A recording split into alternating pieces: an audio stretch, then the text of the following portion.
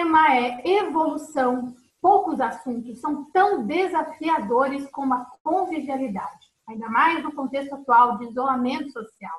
Meu nome é Isabela Colares e você é muito bem-vindo a mais essa edição do Grafocons, um programa que tem o objetivo de valorizar as obras conscienciológicas e também os seus respectivos autores. Dessa vez, o nosso livro, o livro-chave desse debate é o Convivialidade Sadia, de autoria dos professores e pesquisadores da Conscienciologia, professora Everaldo Bergonzini e a professora Lilian Zolé. Sejam muito bem-vindos, meus amigos, a mais essa edição aí do Grafocons. Obrigada, Isabela. Obrigada pelo convite, né? Para a gente poder compartilhar nossas autopesquisas. Muito bom. Isso, vamos ver que nós podemos contribuir, né, com os nossos leitores e nossos telespectadores, né? Gente, essa temática da convivialidade, ela é riquíssima para as pessoas, especialmente, que têm interesse pela evolução. E trazendo esse tema para o contexto atual, de que maneira a gente consegue adaptar o estudo da convivialidade nesse isolamento social que todos estamos inseridos aí, todos somos desafiados. Por favor, Lilian, já que como estamos em três aqui, a gente vai ter que se organizar. Diga Sim. lá. Então, nessa quarentena, a gente pode tirar um proveito desse processo da pandemia, né, de uma forma geral. E um aspecto positivo é essa introspecção. Então, a gente é um laboratório de 40 dias, eu estou brincando, né, com isso, né, no sentido de a gente ficar realmente, ou investir realmente na nossa autopesquisa, nas nossas autoavaliações, né? E eu vejo que, por a gente estar isolado, né, a gente vai vendo a nossa intimidade mais. Ou seja, a gente começa a perceber mais os nossos pensamentos, porque a gente está sozinho, né? Então, fica mais claro a nossa pensenidade, as nossas intenções, as nossas necessidades, tanto a parte positiva, trafolística, como aquilo que a gente pode melhorar. Então, eu vejo que essa quarentena, a gente pode tirar proveito evolutivo nesse processo, para a gente burilar a autopesquisa, né, aprofundar no processo até de leituras, que isso faz parte do processo, né, da autoinvestigação, de se conhecer melhor, e também aplicar técnicas aí para a gente começar a criar novos hábitos de pensenidade, de comportamentos, né? Então, eu estou pegando esses 40 dias justamente para fazer uma reavaliação da minha consciencialidade, da minha manifestação de uma forma geral. Eu acho que também um ponto que tem que ser visto, viu, Isabela, é que é até uma condição paradoxal, né? No seguinte sentido, que muitas vezes as pessoas, agora que estão mais isoladas, entre aspas, uma das outras, né? Que elas avaliam, por exemplo, como é importante a correlação, a relação entre elas. Então, às vezes nós, no dia a dia, nós não valorizamos essa nossa relação.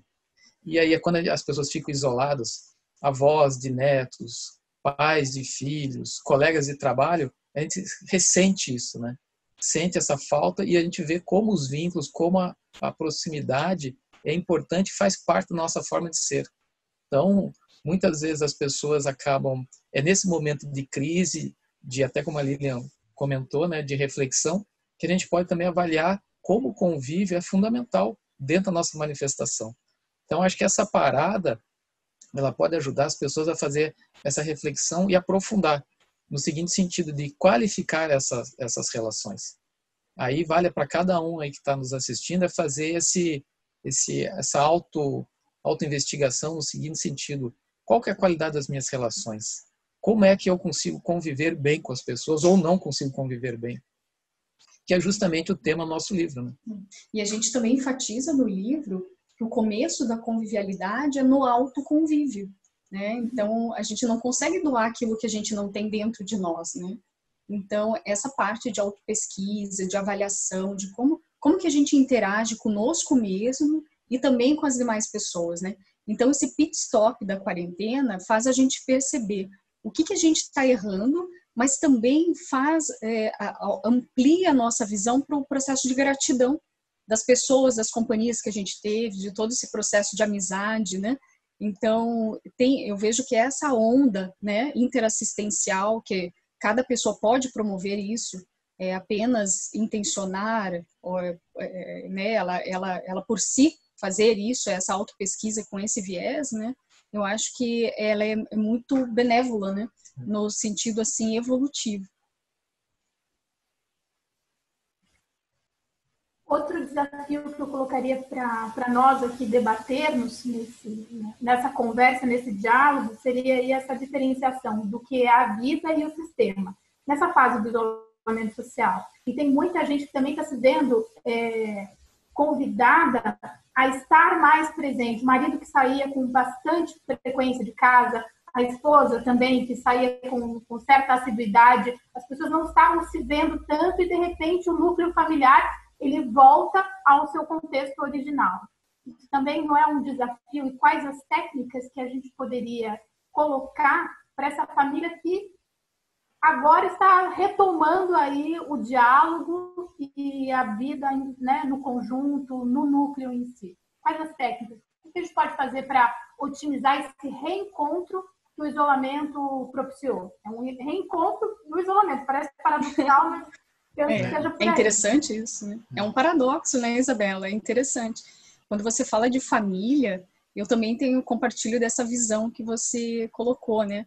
Então, a gente, devido à nossa rotina diária, muitas pessoas acabam não compartilhando a sua intimidade com as pessoas que elas mais gostam e amam, que às vezes é o parceiro, é a dupla, são os filhos, né? A gente vai deixando isso e vai caindo na questão da produtividade, né? E pode ser até no voluntariado e coisas assim, né? Para reflexão. Então, esse momento que a gente está aqui, tudo no núcleo, né? Se volta ao núcleo, é muito importante o diálogo, tá? Então, e como as pessoas estão acostumadas a esse ritmo de trabalho externo, contato, são estímulos, né? Externos, isso alivia um pouco alivia-se a carga que elas têm até de anseios, necessidades emocionais, é uma fuga, né? Uma esquiva. E quando ela se volta para o núcleo, há necessidade de ela rever esse processo. Então, pode ser que no início da quarentena, tem algumas pessoas até que buscaram para dialogar com a gente, né? Que elas ficavam irritadas, não sabiam como conversar, viam que não tinham concessões com as pessoas que estavam ali no núcleo familiar, né? Ou seja, queriam do seu jeito, do seu modo, no seu tempo. E não tem jeito, né? Ali que parte o processo de um diálogo, né? Então, é você realmente frear um pouco, escutar mais a pessoa que está do teu lado, entender o que está solicitando, as necessidades, ver o que pegou em você, né? E fazer o possível concessões cosmoéticas, né, para esse convívio mais harmônico. Agora, essa arquitetura de convívio, ela é muito interessante, né? Você forma um teatro ali, né? E você aquelas pessoas que estão mais conscientes e querem se qualificar, elas podem utilizar isso como objeto de pesquisa. Ou seja, o que irrita elas com as pessoas que estão ao seu lado, com o pet, né? Porque agora você está praticamente em casa, até teu pet está estranhando, né? Porque como assim, né? Esse humano não está saindo, né? Então, está todo mundo se adaptando nas suas rotinas. E claro que essas adaptações, elas criam vulnerabilidades, tá? Criam anseios. E é por isso que há necessidade de repensar, verificar muito a sua pensenidade.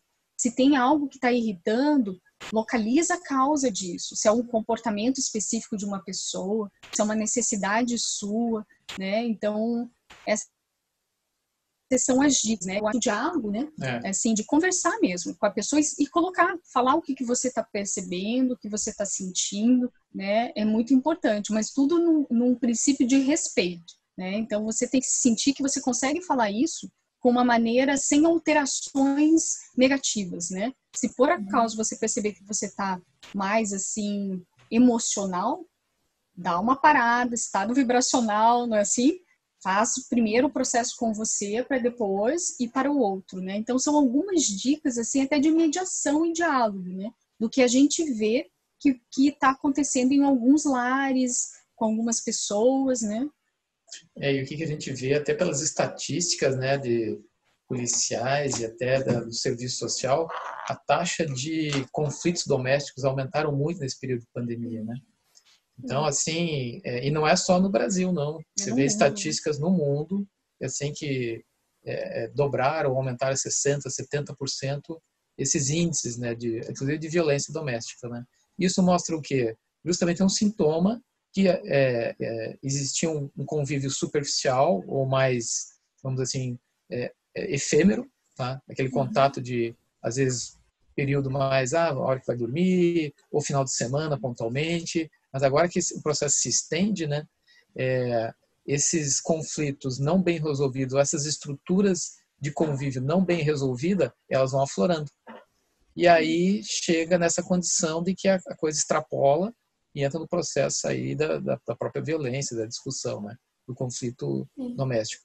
Então, isso é mais um indicativo que existe um processo subjacente, mal resolvido, de uma convivialidade superficial e que na hora que coloca sob uma maior condição de tete-a-tete, intimidade, de contato permanente, as pessoas assim têm uma saturação e acaba gerando esses conflitos aí que são totalmente patológicos, né?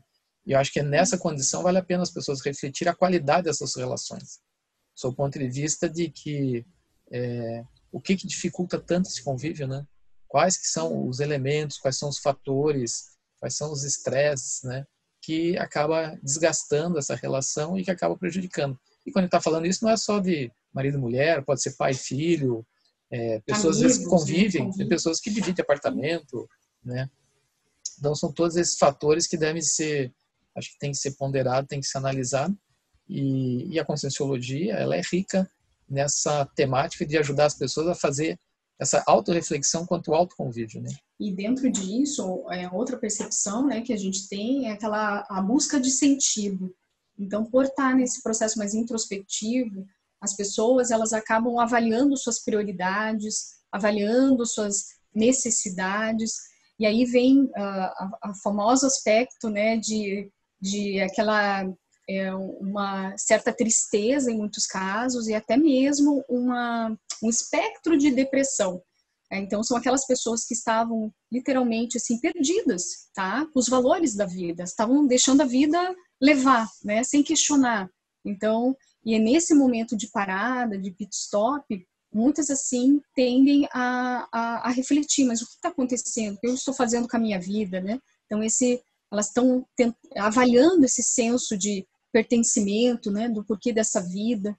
E a gente pode fazer uma leitura positiva desse processo, né? Então, é um momento de reflexão e que a Conscienciologia pode contribuir muito, né? Com os cursos online, EAD, que a gente está fomentando muito, né? Para as pessoas perceberem que a vida não é só essa questão material, né?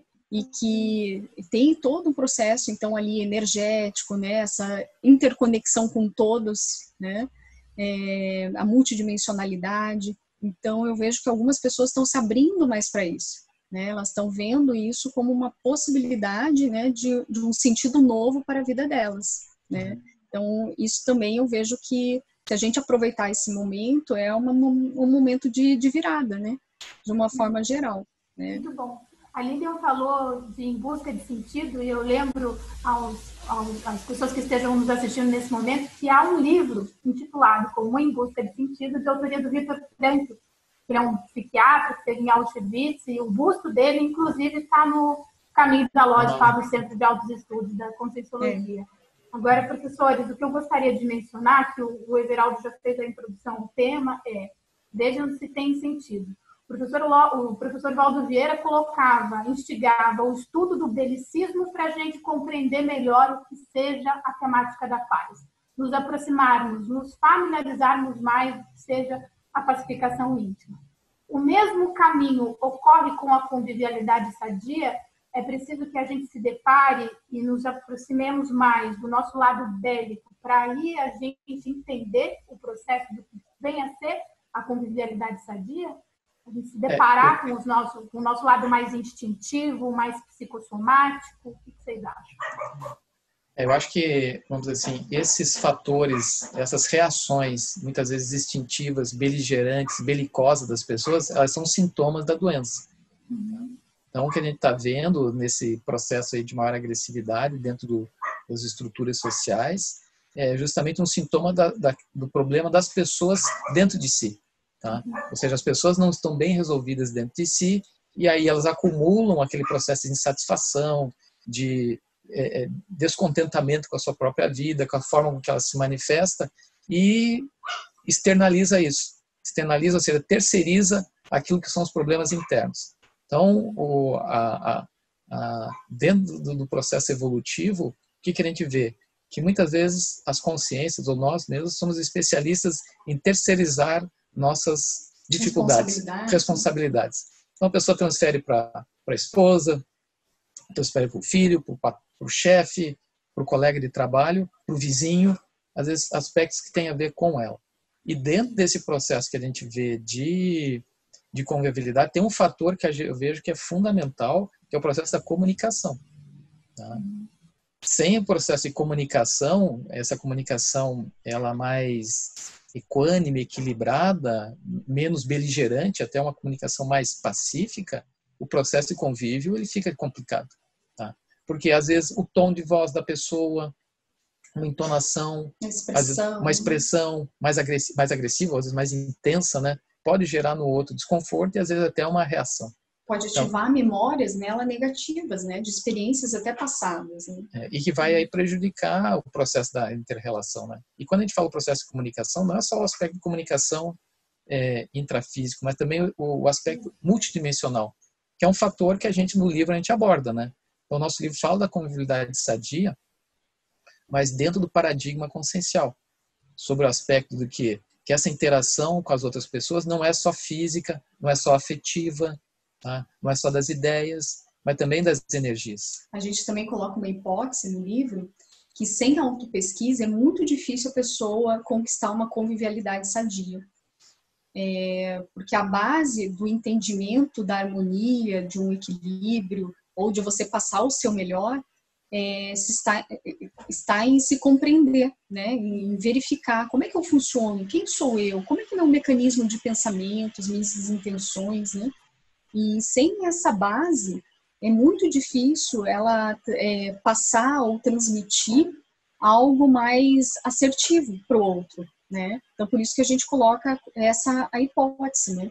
E quando a gente fala de convivialidade sadia, é independente do nível evolutivo daquela consciência, ou seja, se ela começa a fazer essa autopesquisa, arregaçar as mangas, né, suar sangue para dar o seu melhor para ela mesma, mas para contribuir com os outros, isso já vai melhorando a convivialidade. Então não precisa chegar lá na desperticidade ou, né, no orientador evolutivo para você expressar a convivialidade sadia. Então, se cada um fizer a sua parte nesse sentido, melhora para todos, né? Então, é dando o seu melhor e vendo que você é uma peça-chave interassistencial.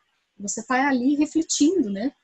Para as pessoas, energias, conteúdos, né? E que depende apenas da tua intenção para otimizar essa convivência, esse clima, né? Esse clima de empatia, né, que favorece a todos, né, no sentido evolutivo. E tem um aspecto importante que a gente não pode esquecer, Isabela, que é a questão da paraconvivência, com a convivência com as consciências extrafísicas, né? Então, para aquelas pessoas que não estão acostumadas com a nossa terminologia, né, o que acontece? Dentro da conscienciologia, a gente admite que a consciência não é só esse corpo. E quando a pessoa dessoma ou quando a pessoa morre, ela vai se manifestar com um veículo que não é o biológico, não é o corpo físico, porém ela se manifesta, sob o ponto de vista de uma outra dimensão. E essa interação com a outra, a multidimensionalidade, é permanente, constante. Tá?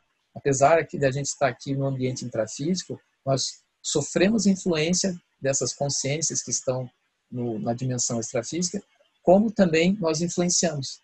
E muito desse processo de convívio, às vezes ele pode ser qualificado ou no sentido prejudicado, sob o ponto de vista dessas relações com as consciências no extrafísico. A gente sabe que dentro da conscienciologia nós estudamos um tema que é muito importante, se chama o assédio interconsciencial. O que é o assédio interconsciencial? O assédio é quando uma consciência, muitas vezes, quando não está, que está no extrafísico, ela acaba prejudicando ou influenciando negativamente aquela consciência que está no intrafísico.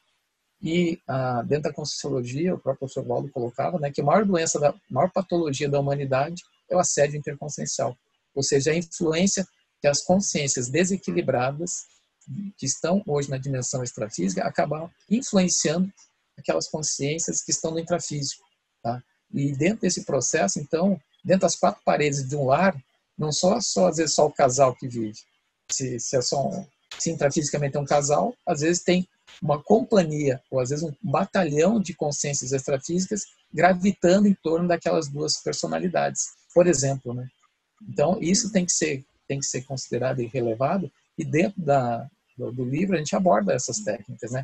Técnicas que ajudam no processo de desassimilação, que a pessoa pode, como a partir da vontade, da determinação dela, ela pode bloquear essa influência extrafísica. Então, são recursos que no livro a gente aborda, que a Conscienciologia é rica, é muito prolífera em termos de técnicas que vão ajudar as pessoas a se manter mais equilibradas, mais rígidas e fazendo essa autoasepsia, sob o ponto de vista das suas energias, da sua própria pensenidade, né? Então, acho que esses são pontos que a gente acaba abordando dentro do livro.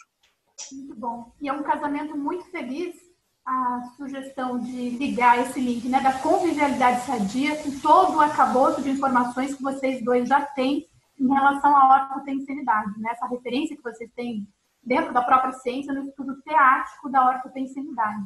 Eu estava pensando aqui com os meus botões e com os meus parabotões de como é importante o processo da autenticidade para a convivialidade sadia, né? Eu digo de aproximar da chega dos amparadores extrafísicos. Quando a gente é autêntico em relação à qualificação da nossa comunicabilidade, no processo de empatia com o outro, a chegada dos amparadores extrafísicos ela é inevitável. Então, a gente expandir isso, faz sentido que a convivialidade ela perpassa também pela autenticidade consciencial? Sim. E justamente quando a gente fala dessa comunicação, essa expressão, a gente está falando de autenticidade, né? E a primeira expressão da consciência é com ela mesma. Eu sempre vou puxar para o alto, né? Então, é ser sincero consigo, né? Então, primeiro é você saber para onde você quer ir, a sua intenção, a direção dos seus pensamentos, né? Para você saber navegar nas ondas da vida, né? Com as pessoas que estão ali. Então, essa é uma autenticidade. Só que a autenticidade, ela tem que ser bem compreendida. Tem gente que acha que ser sincero a todo momento, falar, às vezes, de uma forma inapropriada, é sinceridade. E não é. Existe o sincericídio, que é, ou seja, a pessoa ela fala sem discernimento, de uma forma incorreta, inassertiva, que abala ou prejudica um terceiro. Tá? E chega ao ponto de colocar assédio e tudo mais. Então, isso não é autenticidade. Então, autenticidade tem que ter discernimento. É falar no momento certo, para a pessoa certa, né? Então, é muito importante a gente entender esse princípio da autenticidade, né? Do binômio, admiração, discordância. Porque senão a gente acaba agindo de uma forma que não é uma autenticidade consciencial, mas justificando a nossa postura de uma maneira equivocada, né? Que aí gera uma pseudo-harmonia, olha só, né? Que é aquelas máscaras que são criadas, né? Por nós mesmos para nos defendermos de algo, né? Então, isso é muito sério que você falou, né? E a convivialidade sadia, a gente trabalhou muito essa temática justamente na nossa dinâmica de ortopensenidade, né? Então, esse olhar de automelhoria no autoconvívio, no heteroconvívio, ele faz parte da ortopensenidade. Sem essa orto, é muito difícil também a gente caminhar para uma convivialidade mais harmônica, né? Porque vamos pensar assim, a convivialidade permeia vários grupos, né? Intra e extrafísicos. É você saber dançar o ritmo, né? Sem ter, assim, omissões deficitárias, sem ser manipulado ou manipular, é você se posicionar. Então, é uma arte e é muito difícil, penso eu. Tá? Eu acho que é uma das coisas mais difíceis, né? É essa convivialidade, né? E essa ortopensenidade exige da pessoa pensar constantemente no que está pensando, no que está intencionando, né? No que você está emitindo com as energias, né? Então, a base é a autopesquisa, alinhamento da pensenidade, da intenção, né? Só que eu vejo, sabe, Isabela, um grande gargalo nosso nessa questão de convivialidade, ortopensenidade, é porque quando a gente investe numa técnica, seja ela conscienciométrica, consciencioterápica ou qualquer outra técnica conscienciológica, exige um tempo para adaptação. Existe um tempo para a gente criar um hábito de pensar diferente. E a gente até aponta no livro, né, tem uma pesquisadora que ela coloca que no mínimo 3 meses a demora, digamos assim, né, para a pessoa ela criar um hábito novo. E ela fala de hábitos comuns, como beber água, né, você se hidratar um pouco mais. Imagina, demora 3 meses para você conseguir formar uma neossinapse e conseguir estruturar isso dentro de você. Imagina pensamentos mais elaborados, né, que são mudanças de comportamentos que às vezes são de vidas e vidas, né. E por a gente não ter tanta paciência conosco mesmo, a gente acaba desistindo, muitas vezes, no meio do caminho, né? A gente fala, não, EV, aí quando você vê, já não está mais fazendo os 20, né? Está fazendo 3, e ainda só em caso de emergência. Então, algo que era para ser profilático, preventivo, que te dá harmonia, a gente usa lá no SOS, quando já está pegando fogo, né? Então, essas questões que eu vejo assim que vale a pena a gente observar mais e levar a sério, honrar o nosso compromisso intermissivista, né? Porque é a partir dessas técnicas que a gente considera básicas, né? E que não são tão básicas assim, que tem um nível de complexidade, é que vai fazer a gente caminhar mais para essa harmonia, para esse equilíbrio, para convivialidade sadia, ortopensenidade, desperticidade, e assim vai. Qual que é o principal gargalo, na opinião de vocês, em termos de convivialidade dentro do grupo, do nosso grupo? Um desafio da aí que Conscienciologia? nós temos em termos, dentro mesmo da... Isso. Um desafio aí que nós temos a ser superado nessa temática da convivialidade sadia, na opinião de vocês. Eu acho que... E algum ponto que vocês acham que a gente já conquistou, que já seja importante. Claro. 2 pontos, o gargalo e algo que temos conquistado. Tá. Então, eu acho que um ponto que a gente acabou conquistando, eu acho que é o processo aí do apreço pelo processo de autopesquisa, né? Pelo menos, grande parte do público da Conscienciologia adota o princípio de que o objeto mais interessante de pesquisa é a própria consciência, né? Ou seja, a própria pessoa. Então, pelo menos em tese, as pessoas têm essa propensão, esse desejo e gostam, né? E o que a gente vê? É claro que essa autopesquisa é algo permanente e ela exige aprofundamento, né? Então, o aprofundamento, quem vai dar esse time vai ser a própria pessoa, tá? Então, de um aspecto eu vejo que é muito importante, que é positivo, nosso, é esse desejo. Acho que um ponto que acaba dificultando ainda vem a ser, às vezes, a superficialidade nesse processo, tá? Então, as pessoas ficam na superficialidade, elas adentram a Conscienciologia, porque a Conscienciologia oferece um leque de alternativas em termos de propostas de vida, tá? Que ajudam a pessoa a se sentir melhor e a pessoa se sente melhor nos ambientes nossos.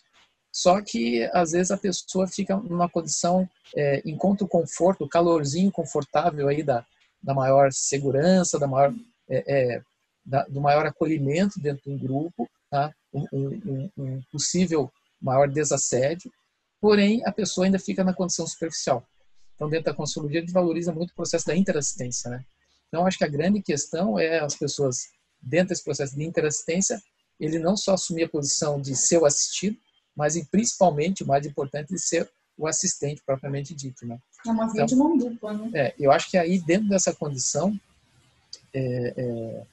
um aspecto também que é fundamental é o processo da comunicação, tá? Eu vejo que dentro do nosso público existe muito processo ainda de distorção da comunicação. Às vezes a falha, a dificuldade no convívio é no processo de comunicação. E aí tem técnicas que ajudam muito, técnicas que não são da Conscienciologia, mas tem técnicas da própria psicologia, das outras áreas aí das ciências sociais, que é a checagem do que o outro está falando, percebendo se aquilo que o outro está falando, o feedback é adequado, a pessoa está entendendo, a pessoa também começar a diferenciar aquilo que é seu, os seus incômodos, aquilo que é das consciências extrafísicas, que às vezes você está linkado quando você está conversando com outra pessoa.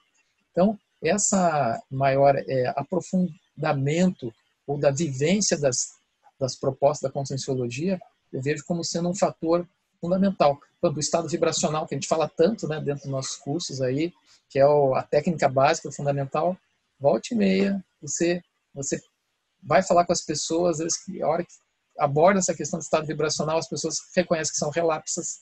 Então, por quê? E é isso que acaba dificultando ela identificar aquilo que é dela, aquilo que é dos outros. Então, acho que esses aspectos aí são, no meu ponto de vista, assim, fatores aí primordial e essencial para a qualificação dessa convivialidade sadia. Eu lembrei muito daquela peneira de Sócrates, né? Acho que são 3 ou 4 estágios, depois eu vou dar uma olhadinha aqui, que está até citado no livro, né? Que ele comenta, né? Quando traz uma informação, você se questionar, essa informação é para quê e para quem, né? Então, você verificar sempre a intencionalidade do processo, né? E se for qualquer âmbito assim de fofoca, de terceiros, você romper com isso, esse processo, né? Então, se você não pode ajudar ou se aquela pessoa que estão falando não está presente, a gente pode cortar essa situação, né? De uma maneira profilática, assertiva. Então, e eu acho que essa questão da comunicação é a fonte principal de desassédio, né? Então, se vem um ruído de informação, a gente tem que ser protagonista no desassédio e não ao contrário, né? Porque muitas vezes a gente pega o quê? Pega o nosso processo emocional, né? E aí, pegando o nosso processo emocional, às vezes também a gente fala com passageiros evolutivos, né? Com os nossos amigos de intimidade, e parece que as fofocas são íntimas, entende? Parece que aquilo gera intimidade, né? Só que aquilo gera assédio. E a gente tem que diferenciar esse processo, né? Então, quando chega pra gente qualquer ruído, então ser protagonista no desassédio, não cair nessa armadilha emocional, né? Eu acho que isso é um gargalo que ainda a gente está aprendendo, e não só na Conscienciologia, eu vejo de uma maneira geral como grupo, né? Que parte desse princípio de afeto equivocado, né? Que a fofoca traz esse processo, né? Que ela está dentro do meio de comunicação e expressão emocional. E outro ponto, assim, bem rapidinho que eu gostaria de compartilhar, que eu vejo que é um gargalo, é respeitar os ritmos de cada pessoa. Então, nem sempre eu vejo que a gente consegue fazer isso de uma forma também assertiva, né? Então, não exigir do outro o teu tempo, né? Ou o teu ritmo. Então, cada um tem essa velocidade e a gente tem que se adequar dentro desse processo também grupal, né? Para a gente caminhar todo mundo junto, né? E claro que de vez em quando algo vai nos mover, ou seja, tem aquele tapa, né? Tapa na cara, né? Que é natural do convívio. Às vezes a gente tá tão devagar, assim, ou cada um no seu ritmo, chega alguém e fala, não, bate na mesa, né? Quantas vezes o Valdo fazia isso, todo mundo, não lembra, né? Todo mundo ficava, e agora, né? E saía correndo, né? Então, o convívio, ele também tem o processo da discordância. Então, essas discussões acaloradas, sabe? Isso é positivo dentro do processo de comunicação e de expressão afetiva, e até mesmo para desfazer ruído, porque daí a pessoa fala, né? Quando todos estão falando, a gente está entendendo a linha de raciocínio, né, da pessoa. E ali é possível cada um ver as faces dos argumentos, né? Mas para isso tem que ter maturidade, tem que ter discernimento, né? Não pode cair no processo emocional. E o bacana disso tudo, e aí vem o teste final, é que tem que ter as discussões, os debates acalorados, e você tem que sair de lá gostando das pessoas. Não pode sair de lá com a cara virada. Não pode sair de lá pensando mal na pessoa, porque é só um argumento, não é a pessoa como um todo, né? Então a gente tem que diferenciar isso. A pessoa, ela é mais do que aquela ideia, né? Então, e esse caldo diferenciado de pensamentos, ele é muito nutritivo para a ciência e a conscienciologia. E o problema é a gente ter essa abertura e sempre estar aferindo, né? Se a gente está caminhando mais para o abertismo, para a empatia, para lidar com as diferenças, né, nesse sentido de mental somático, energético.